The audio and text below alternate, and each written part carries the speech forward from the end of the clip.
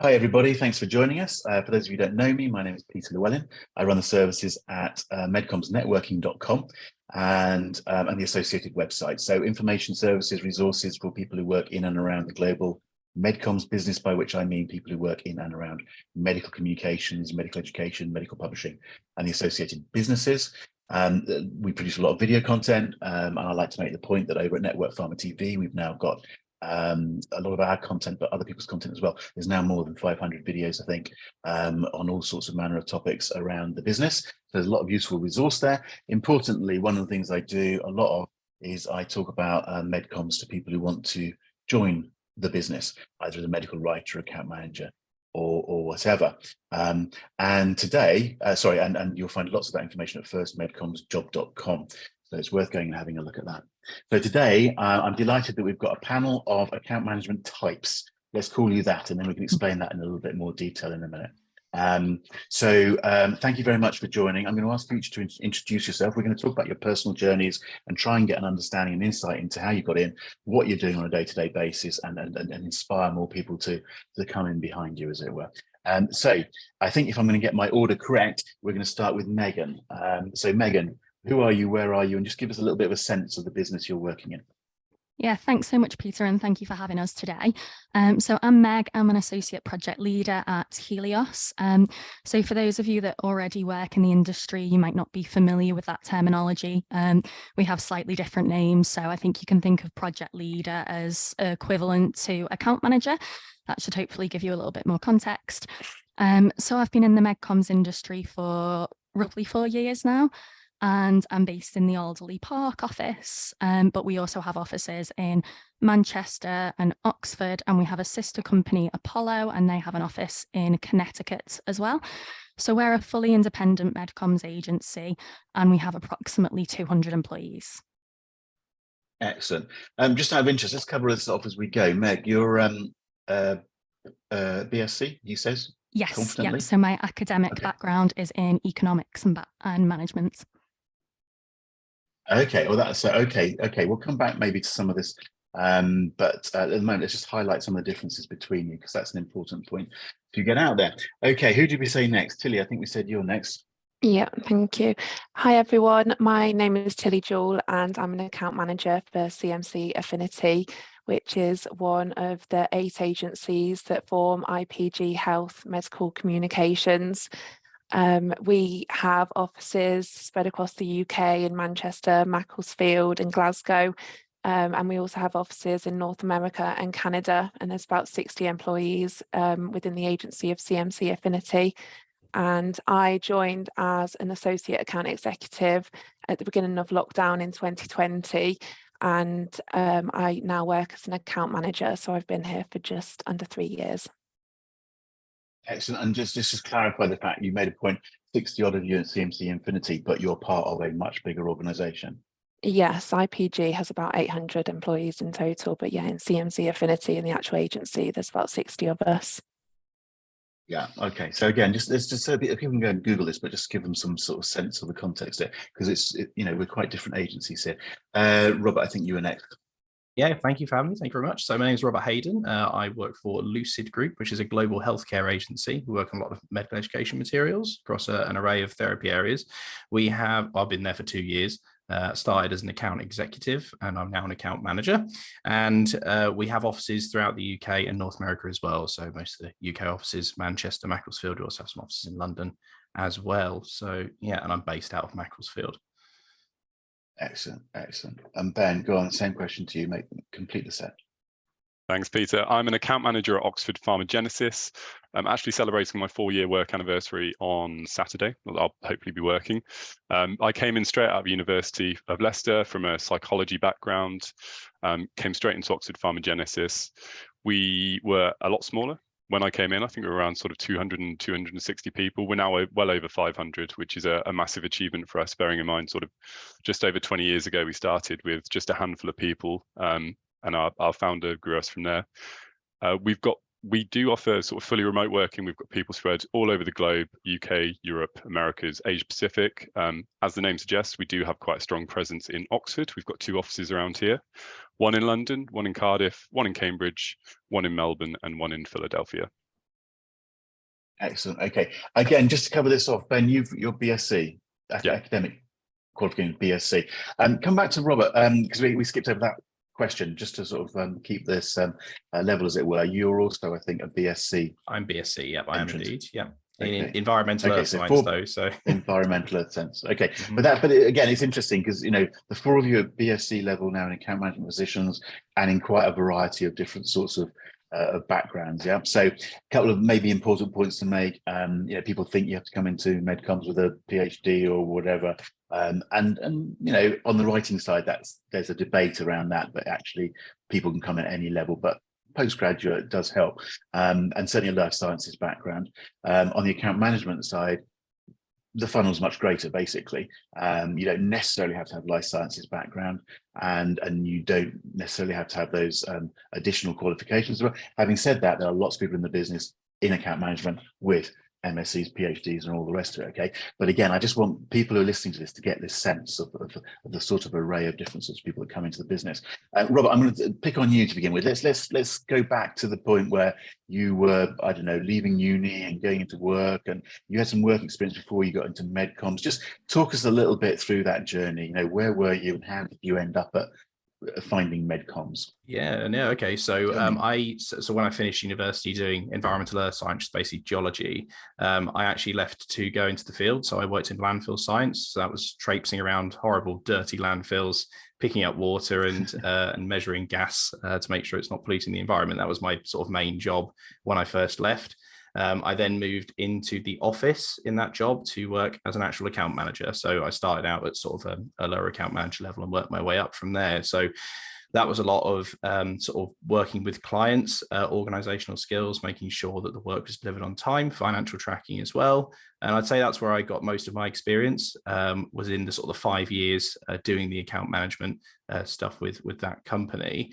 In terms of me actually getting into MedComms, I fancied like a change. I believe it was the end of 2020. So we're sort of middle of the pandemic at the moment.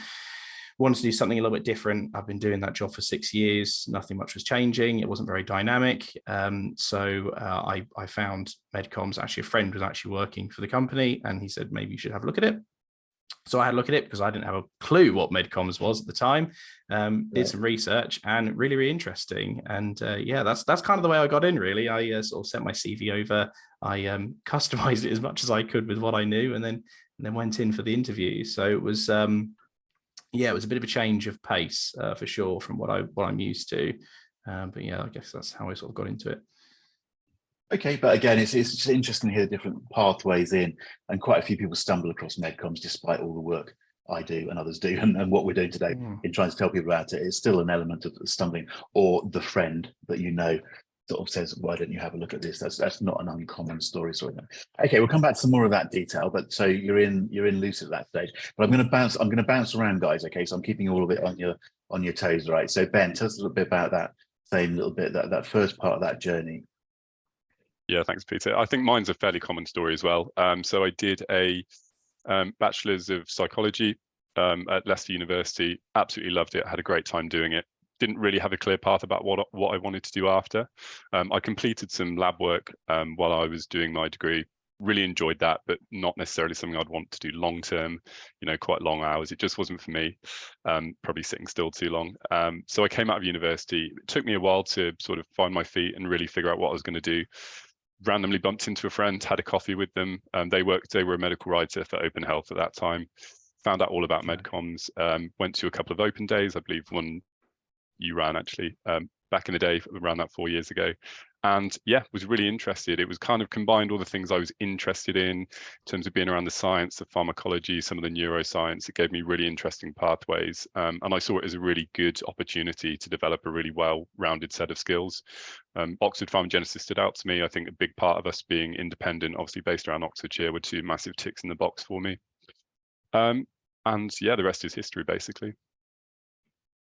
Okay, that makes sense. Again, we're going to tease out a bit more information in a moment. But Tilley, the same sort of question to you. How did you find and come into MedComms? And I'm right, aren't I? You're where you are at the moment isn't your first MedComms job. So just take us through that little bit of a journey. How did you find us?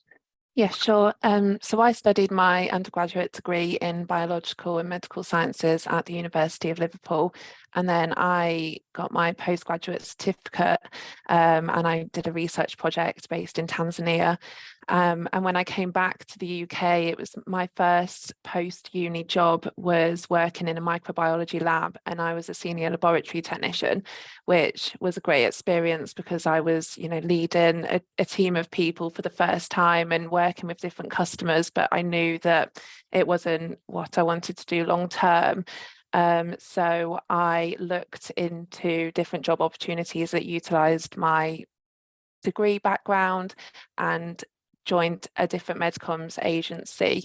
And when I joined there, it was kind of open to me that I could either go down the client services route or I could try medical writing or the editing side of things.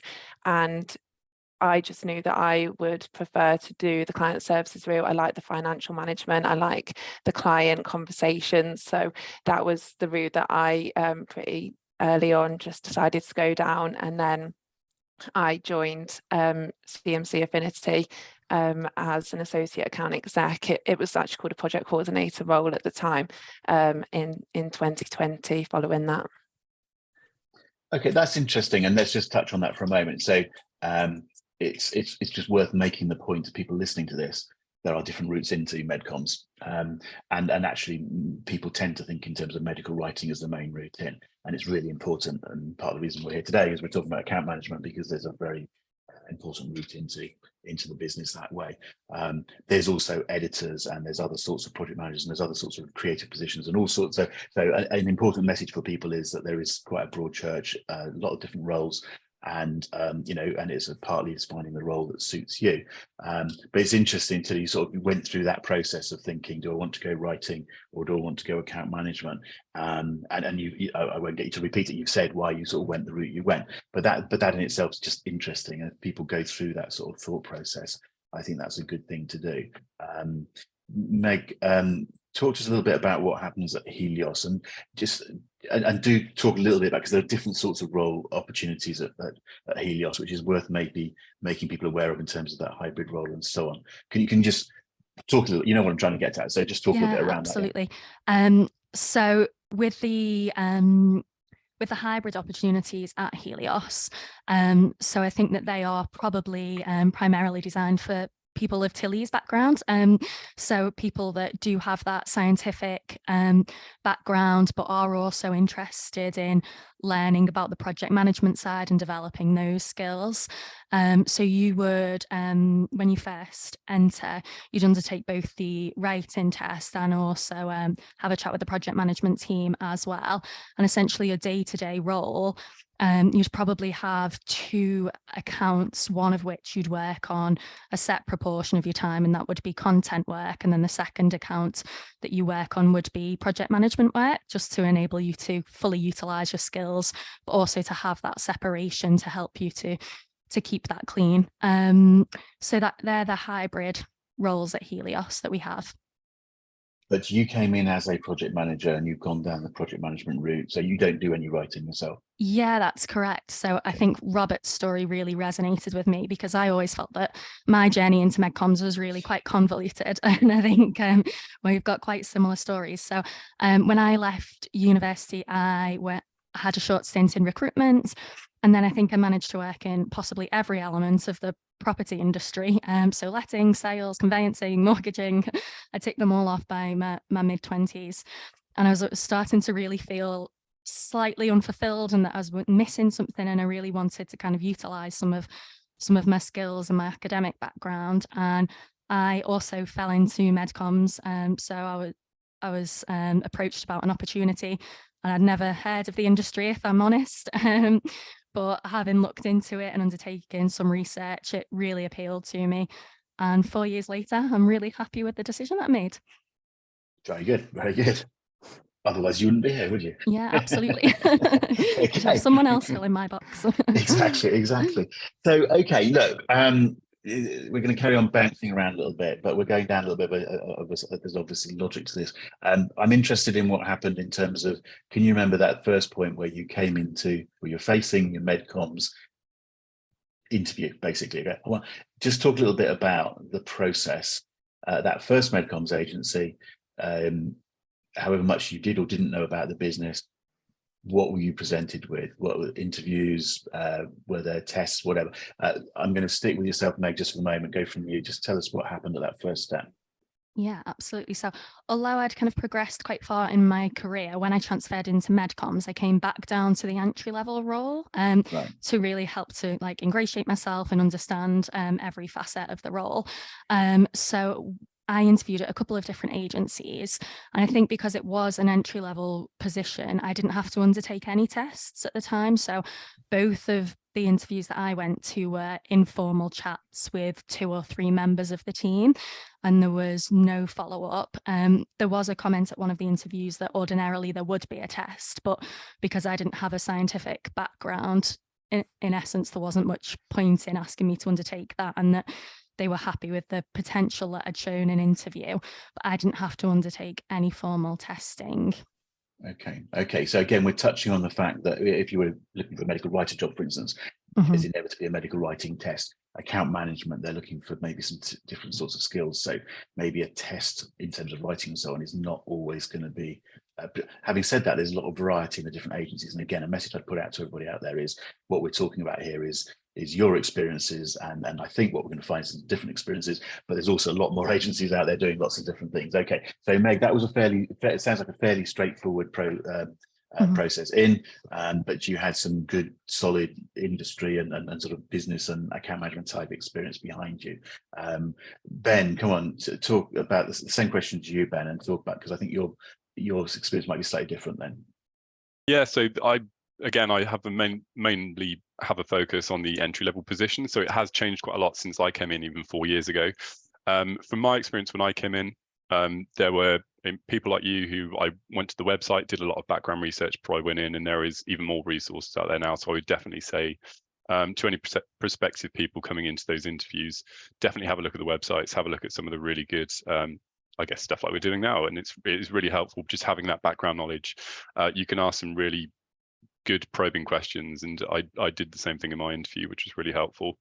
In terms of testing, I believe we do a basic sort of arithmetic and sort of almost like an editorial test, just to kind of see how your eye for detail is. Both of those are done prior to you coming in for the interview, so they'll almost be part of your like CV covering letter package that people are going to be looking at when you come in. It's not scary at all. It's all pretty basic and stuff that you can sit down and do in your own time. And they will be brought into the interview, and that will kind of be considered when your application goes in. I mean, we'll find it varies in different places, but that sort of attention to detail type of test, that's the main thing, yeah, is not uncommon, because that is an important part of the job. Yeah, no, so that's interesting you bring that up. Tilley, I'm going to ask you next. What was the process for you? I think the process, like the interview process for my old job and the job that I'm at now, was very similar. I had the interview, and then I did have a form of a test. I seem to remember the one to join Affinity. I had to kind of draft an email, and I think there was a few parts to it, but it was kind of showing that I could write an email to a client and organise what time slot would I organise a call based on the information that had been provided to me. And then I think I had to present my background and things like that. So yeah, both interview processes were very similar in that sense. Sorry, did you say you did a presentation? Yes, I had to kind of do a little PowerPoint about my background up to then, and how it kind of aligned with the values of the company. Okay. So it's just quite nice, because we're bringing out the differences quite nicely in different approaches and so on. There's no one magic answer to any of this. Robert, you would have had quite a bit more account management type experience before you came into Lucid, but you still came into an entry-level position, if I'm right. I did, yeah, actually very similar to Meghann. We sound like the same person, right? But so with my experience previously as account management in the landfill industry, and hearing about the job through a friend, I won't lie to you, I Googled it because I didn't know what MedComms was, and I didn't actually watch any of these webinars. So these are really, really useful to get like a good insight in terms of what it is that we do and what MedComms is. But I give it a good Google. I researched the company beforehand. I had a telephone interview before I went into a face-to-face interview that was followed up again by another telephone interview. And then that was when I was offered the position.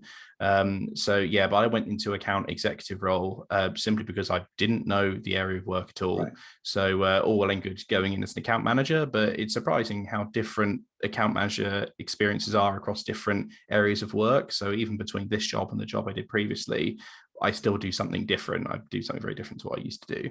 And that was really helpful. I think not being afraid to sort of step down a little bit, learn a little bit more over a few years and work your way up. I feel like I'm in a much better place than I would have been if I went straight into an account manager position. Okay. And I mean, it's a common story. Again, there's no one answer to any of this, but in MedComms is a specialist business, and they tend to take a view that you've got to start at the beginning and learn the business, whatever experience you've got before. The differences can be that if you've got good experience before, you can move through the levels much quicker, basically. But there's a tendency to go, well, you start there and learn the business and make sure you can do that, and then go from there. I think that's a fairly common story. Okay, okay, Robert, let's stick with you for a minute then. You're into the business, and you said there's some differences and so on. So just talk a little bit around your day-to-day work, what you're doing, and maybe draw a little bit of comparison with what if there are differences with the sort of account management role before. But just try and give people a bit of a sense of what you're doing as an account manager at Lucid, and we'll go around, and I think again we'll find some differences amongst the group. But Robert, let's start with you. Yeah, of course. So a big part of it is financial management, as is with the job, and project management. So, we're setting up scopes, we're meeting with clients, we're planning in like projects and planning calls to get projects developed and kick them off. Then there's a lot of the management, as say the finances of those projects on a day-to-day basis, which from my previous job, I do a lot of the project management. In terms of financial management, I didn't do as much in my previous job, whereas in this one, I do a lot more. You're really, really keeping a close eye on what's going on with your finances on a day-to-day basis. Basically, it's really important. There is a lot of client liaison, a lot of client calls, which is the big part of the job that I really, really like. And what I liked from my last job was talking to the clients. It's basically you do it every single day, and that's really, really important with those relations. So a lot of talking to clients. And a lot of internal planning as well. So planning with internal teams to get projects moved along, to get jobs created, planning with the medical teams as well. Although I don't do any writing or anything like that, I do the occasional checks of materials as well, like provide like QC checks essentially as like a top line for materials as well. So it's very dynamic. My last job was very much manage the projects, make sure the work is done. I didn't really get involved in the doing aspect of it, whereas I'm doing a lot more now. So yeah, it's very varied, very varied. And varied is going to be a common theme as well. Yeah. Okay. Meg, you're nodding away there. So, and again, comparing the two of you, are you just going, yeah, that's all exactly what I do, or are there any interestingly different aspects to what you do? Yeah, no, I think I definitely do cover both of those elements as well. But as I'm sure Ben and Tilley will come on to touch on after myself as well, there's so many different hats that you wear in one day in MedComms. So maybe I can touch on some of the other points. So I'd say that one of the things that I spend quite a lot of my time doing is mentoring. Right. So reviewing work of some of the people on my team and really helping them to understand the feedback and take in changes and how we can do things slightly differently moving forward. So as well as managing the rapport with the client, there's also managing the rapport with the team and working with them to ensure that all stakeholders are aligned. So I'm not only working with the people on my team, but also I'm sure everyone will agree it's managing the AV team and the creative team and any suppliers that you're working with to make sure that everyone's aligned and that we can hopefully deliver the project to time and to budget. When you talk about mentoring, are you talking about specifically mentoring less experienced project managers, or is it a wider absolutely. role So I think it's both really. So less experienced project managers, but also we work very cohesively as a team. I know in some agencies there's, we have our client services team and then we have our, a medical and scientific team. We don't really take that approach at Helios. We have a very like tight-knit whole team, joint responsibility, collective approach. So it's, providing feedback to wider members of the team, reviewing meeting materials, also asking them to input on any correspondence that I'm sending out as well, so that we're all aligned and consolidating as much as possible. Okay, and Tilley, I'm going to go to you next. So follow the same sort of thinking and just talk a little bit about that. Again, I'm sort of trying to draw out differences here. Would you see any differences in the way that you're working? There's a lot of similarities, like Robert and Meghann have said. We have a lot of the client management and the project management side of things, and then it's also been really rewarding recently to become a line manager and mentor a line report and make sure they've started as an associate account executive, so in the same position as me. So it's been great to, go through the training with them. And we do a lot of the financial management and we have our own internal processes that take a lot of time to kind of predict the monthly revenue that's going to be coming in, and obviously invoicing and creating budgets for the clients. But a lot of the work varies around different times of the year and every day, really, based on what projects we're delivering at that time and the range of projects ranging from like websites to in-person meetings and publications. So there's a lot going on, but it does vary every day. Okay, and Ben, go on then. Same question to you. And are you just going to go with the same? Yeah, we're gonna have to hit the buzzer for every time we say variety, but it really, there is a massive amount of variety within projects. Who else is in your team, like the kind of structure of that team. Your role does morph and shift as you go through those different things. One thing I would say, I think when I was coming into this job, I did hear a lot about the financial management side of things. I don't love the finances. It's not my passion. I love the client side of things. So I just want to make anyone out there aware that yes, we do the financial management. It's all very focused on the projects. And I think it makes it easier for people that don't like it. When it's on your projects and you care about it, it's a lot easier to kind of engage with. But my favorite part has always been the client liaison, talking to the team, coordinating the team, which I get to do more of now as a manager. The business development side of things, I find really exciting as well, and kind of pitching and things like that, which is slightly more, some people don't love that side of things. I personally do. So yeah, there is a real spread, and it really depends project to project.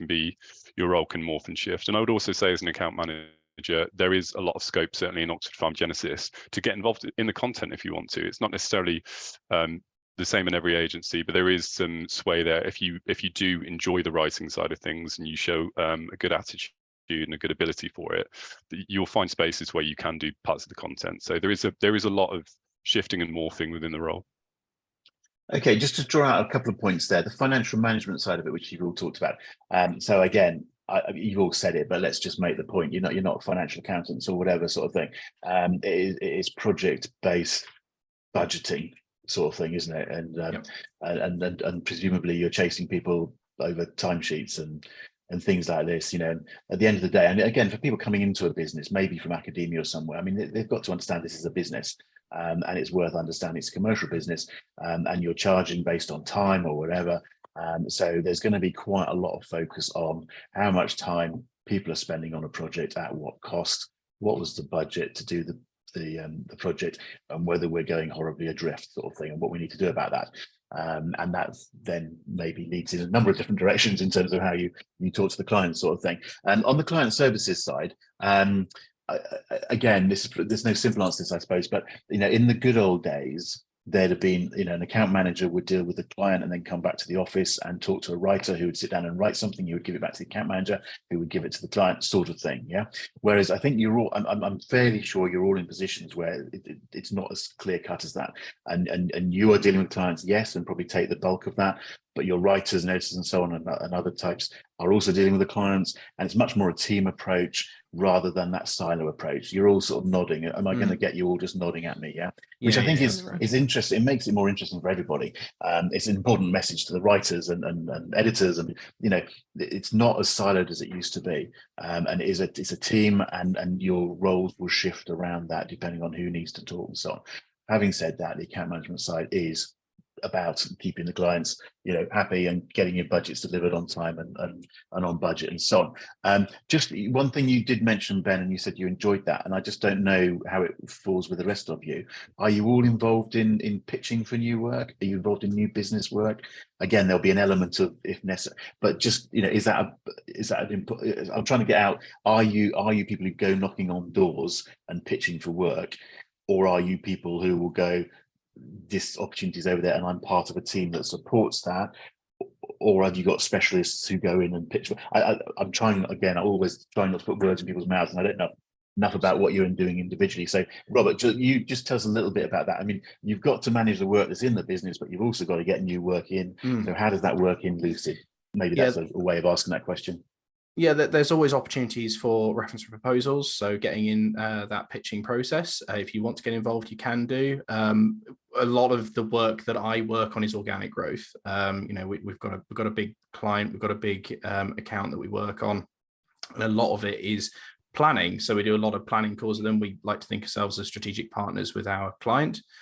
So we'll sit down with them and think about, what med materials really will make a difference to push on, the drug that we're working on, and to make it impactful in terms of, the messaging that we're putting out there. So in a way, that's more organic. So that I wouldn't say it was directly getting involved with RFPs, but we're still planning with the client and sitting around the table, deciding what we want to do in person and also virtually as well. We're invited to go out to see them and do that planning in person. But yes, we can get involved for the proposals process as well. And pitching process, it's really open, really. It's quite nice to have that choice between doing that or just sticking with the organic work that we're doing at the moment. So, and it does change. It depends on the different brands we're working with. I mean, these sorts of questions are a bit dark in some ways because everything changes. I know, but I'm just trying to get a sense of what goes on where. Meg, you were nodding away again there. Are you again going to say very similar? Yeah, absolutely. So I think the differentiation between like pitching for brand new business and organic growth is a really key point. So in the past at previous companies, I have been on face-to-face and virtual pitches. And I think it's definitely like a skill set that's really useful to develop. And I think if you love the client element of the job and the client rapport, then I think that you will probably kind of naturally be adept at the pitch side of the business. But here at Helios, the situation has been quite different. My experience here has been different in that the current account that we work on has experienced such organic growth that we are actually really selective about the work that we do take on. So not only are we not actively pitching, but also as well, when we are approached to take on organic growth and new opportunities, it's always like a really open dialogue with the directors and with the people higher up as to whether we will take that opportunity on, or if it's something that would put undue pressure on the team, and we'd never take anything on where we felt like we had to compromise on our quality. So it's always that open dialogue and assessing our needs. Okay, Tilley, have you got a comment on this part of the conversation? Yeah, so I have been involved in like the project management side of proposals. Obviously, it takes a lot of work to go into it, so I've kind of managed that previously. I haven't actually been on a pitch yet, but it's kind of something that's a goal that, as and when that opportunity arises, and it's there, that I will eventually have that opportunity. But yeah, it's just not happened as of yet. Okay, so Ben, I'm going to come back to you just for a minute or two. You said you enjoy the pitching process. So just, I don't know, give us a flavour of what's involved or what's been involved for you. So as I think Robert mentioned earlier, you normally get in what's called an RFP or an RFI, so a request for information or a request for proposal. That's basically the clients, they often send that out to a load of different agencies and say, this is our problem, let us know what you think your solution is going to be for dealing with this. You normally give sort of top line financial information, roughly what the budget's going to be, roughly what it's going to cost. At that point, a project manager or an account manager would get involved, help draft the budgets, potentially draft like a slide deck that you're going to send across to them. This is your problem. This is what we think we can do. This is all the amazing stuff we do at our agency. And then you get through to a competitive pitching round normally. So you'll hear back hopefully in a few weeks. It can take a few months as well. And then you get into a pitch. So you'll work with your team in the period where they say, yep, we're happy. Here's a time slot for you to present So you're basically kind of expanding the stuff you sent them through in the first place, so the budgets and the solution to their problem. So you will have normally a slide deck. It can be, in this digital world, it can be some really cool stuff that people are doing, pitching now, videos and sort of more interactive things.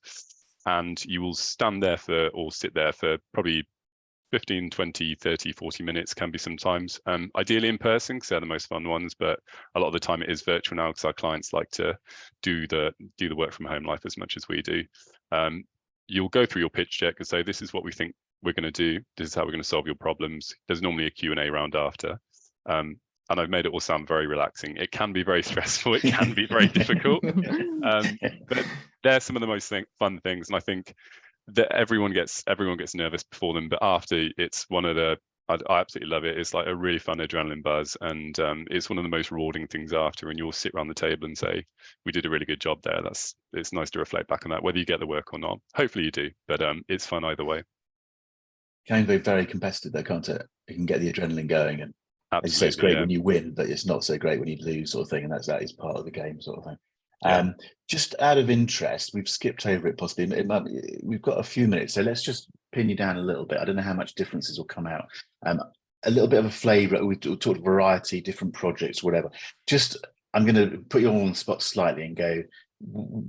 I know there's a limit to what we can talk about because it's confidentiality and all the rest of it, but just give us a sense of a couple of or a project or a couple of projects that you're working on at the moment. What's the nature of the project? Meg, I'm going to just go to you. Just give me a flavour of the sort of project. And I think around the four of you will probably find you're working on some quite different sorts of projects, but I don't know the answer. So Meg, go first. What are you working on at the moment? So I primarily work in med affairs. So at the moment I am working on an ad board, a steering committee and a standalone meeting. So perhaps maybe if I touch on the standalone. So that's a larger meeting where not only will faculty attend, but delegates will also attend. So that's probably the main differentiation. So if you're involved in managing delegates as well as the faculty, because you won't always be, that's obviously a large portion of your time is spent liaising with markets and inviting the delegates and managing their logistics and also creating all the content for the meeting. So the meeting that I'm working on currently, there's probably about 100 delegates and 20 faculty. So we are responsible for preparing all of the content and then liaising with the logistical team, the AV team. I'm really just delivering every element of that from start to finish to ensure that it's run successfully, and that's in the respiratory space. Okay, and that's a face-to-face meeting? Yeah, face-to-face, although okay. I think something that, again, we might touch on further is, since we've gone face-to-face, I don't think anything tends to be purely face-to-face now, does it? It's all hybrid. So you're really leveraging your learnings from the pandemic and all of your skills that you've acquired in the virtual meeting space and applying them to the face-to-face environment. So quite often now, I think the purely face-to-face meeting is rare. And I think especially a lot of the meetings that we've been involved in recently, even if they are face-to-face, they really want to extend the reach to maximise and return on investment, so that we are streaming them as well to make sure that we can get as many attendees as we can. Okay. Tilley, just I'm hoping you can come up with different sort of projects. Okay, just a different. Talk to us about what you're working on. Yeah, in the same sort of general terms. Yeah. Yeah, I was going to talk about a very similar meeting that Meghann spoke about. It was something that we worked on, and because I joined in 2020 and that was lockdown, a lot of the meetings had been virtual up until last year. So it was obviously great to go on site and actually meet the clients and see everything come together in person. But other work that I'm involved with at the moment is website building, websites that are kind of posting educational resources for healthcare professionals, and we have our studio team and our digital content managers here, so there's obviously a lot that goes into it. So it's just been really interesting and so many learning curves, just learning all the parts that go into it. So yeah, that's been a great project to work on recently. Okay, websites for HCPs healthcare or anybody? professionals. Yeah. Okay, cool. No, that's a very different sort of project. Robert, have you got a different sort of project you can talk about that you're doing? Yeah, okay. So we're currently working on a podcast series, which is really exciting. Okay. So that is this is above branded. So this is more talking around the disease area. So because I work with anti-infectives, so that involves working with a variety of healthcare professionals who we get on board to do these podcasts. We have some that will actually host them, and then some that come on as guest speakers, and we manage the process of making sure they're briefed and they're happy with what the plan is for the podcast. We then facilitate with our studio the recording process, make sure they're comfortable, make sure they've got everything they need to record with. So we send out all their camera gear, we send out all their microphones and whatnot, and then we facilitate the discussion, and we let them have a free-flowing discussion regarding the sort of the disease area. And then following that, we take all of that material that's been recorded and then we edit it. So we edit it down into a nice little package, a nice little episode. And these are to be posted for just healthcare professionals to listen to, but also actually for general public as well. We've got a couple on Spotify. So yeah, it's a really exciting project. And along with just the podcast, we have the promotional assets as well. So we want to make sure people can listen. So we're developing loads of different digital banners, email blasts, social media calendars, social media GIFs as well, just to try and get the message out there to get people to listen. So yeah, that's quite exciting. Excellent. Another different sort of, which is great. Go on, Ben. Have you got something different you can throw in the mix? So I guess mine's slightly different. I've been working on the same project for about 4 years now. It's like it's not really a project. It's sort of a program, which I would class as sort of a multifaceted. There's lots of different offshoots and things going on. I'll say the thing no one said yet. We're working on some publications at the moment, which is very much like a bread and butter. There we go. Bread and butter of MedComms. We've also got a website in development. We're also getting scientific steering committees together, which is basically a group of KEs talking about, what's the disease landscape, what data can we produce and go and find to try and plug some of these data gaps. So it really is a massively expanded piece of work that we're supporting on project management and content with, and working with a lot of different agencies as well. So that's been a really exciting one. Okay, cool. Okay, look, it was slightly over time, inevitably, and I just want to carry on talking, but I'm going to put you all on the spot very quickly, yeah. I'm going to ask you, imagine I'm a fresh-faced young man, I know it's difficult, thinking about coming in to be an account exec or whatever, give me a useful tip. What would you advise me to be doing? Tilley, I'm going to ask you first. If you haven't got anything, just go no. But just if you've got something that you can throw at me and go, this would be good for you to do, Peter. I think one of the writers actually said it on the last session, but I think it applies to the client service and account management route as well. I think saying yes to opportunities, even outside of your normal day-to-day job, being involved in different things that your company are running, everything is a learning experience. So that would be my main tip. Okay, cool. Meg, go on. You got something? I would say that MedComms as an industry is incredibly dynamic and fast-paced. So a large part of your job will be prioritization. And I think that through various different training sessions and your mentors, they will all offer you, and team members, they'll all offer you different tips on how to best prioritize your workload. But I think finding a system that works for you and rigorously applying that and utilizing it in a day-to-day will make sure that you're on a really good path to ensuring that you've got a successful career. Excellent. Okay, go on, Robert. I'd say be social. A lot of our job is talking to people, and people skills are really, really important. So any opportunity to get to jump on the call to talk to somebody in the field, do it. It'll pay massive dividends later down the line. Go on then, Ben, finish us off. I'm going to cheat and give 3. So the first one, I would say, do your research before coming into the interview. So many good resources out there and really useful coming in. Attitude over qualifications for me any day. That's by far the main thing. And for your first year, it'll be really tough. You're not going to understand any of the acronyms. Just be a sponge and it will come. Excellent. Okay, guys, look, as I say, we're over time. So I'm going to draw a line there. I'm going to say huge thanks to the audience but mainly to you guys as panelists. I thought that was absolutely excellent. I should have given people plenty of insights into the business. I love to think people think I plan this. I don't plan this. It's a bit random. So to have 4 of you on giving us some quite different views and different agency experiences and so on, absolutely brilliant.